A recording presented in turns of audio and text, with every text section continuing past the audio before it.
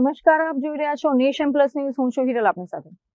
છોટાઉદેપુર જિલ્લામાં આગામી સ્થાનિક સ્વરાજ્યની ચૂંટણીનો જંગ જામ્યો છે. ભાજપનો ગઢ ગણાતા આ જિલ્લામાં ચૂંટણી લડવા માટે દાવેદારોનો જાણે રાફડો ફાટ્યો છે. જિલ્લા પંચાયતની 32 બેઠકો હોય કે તાલુકા પંચાયતની બેઠકો, દરેક જગ્યાએ ભાજપના કાર્યકરોમાં ટિકિટ મેળવવાની હોડ જામી છે. છોટાઉદેપુર જિલ્લામાં ભાજપની ટિકિટ મેળવવા માટે પક્ષના આંતરિક રાજકારણમાં ગરમાવો આવ્યો છે. જિલ્લા પંચાયતની 32 બેઠકો પર 217 દાવેદારોએ દાવેદારી કરી છે. તાલુકાવાર આંકડા જોઈએ તો સૌથી વધુ ખેંચતાણ નસવાડીમાં જોવા મળી રહી છે, જ્યાં 5 જિલ્લા પંચાયત બેઠકો માટે 60 ઉમેદવારો મેદાને છે. તેવી જ રીતે પાવી જેતપુરની 4 બેઠકો માટે 38 અને છોટાઉદેપુરની 7 બેઠકો માટે 30 દાવેદારોએ પોતાની દાવેદારી નોંધાવી છે.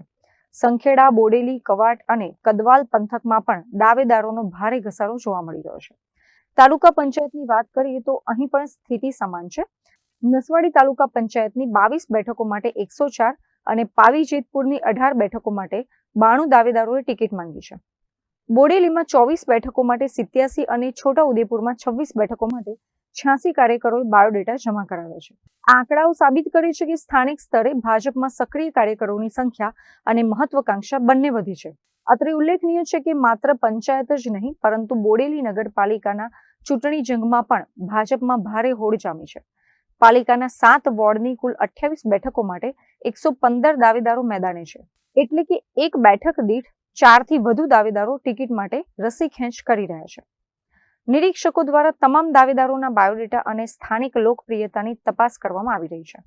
ટૂંક સમયમાં જ ભાજપ દ્વારા આખરી ઉમેદવારોના નામ જાહેર કરવામાં આવશે, પરંતુ અત્યારે તો દાવેદારોની આ લાંબી યાદીએ પક્ષના નેતાઓની ચિંતામાં વધારો કર્યો છે.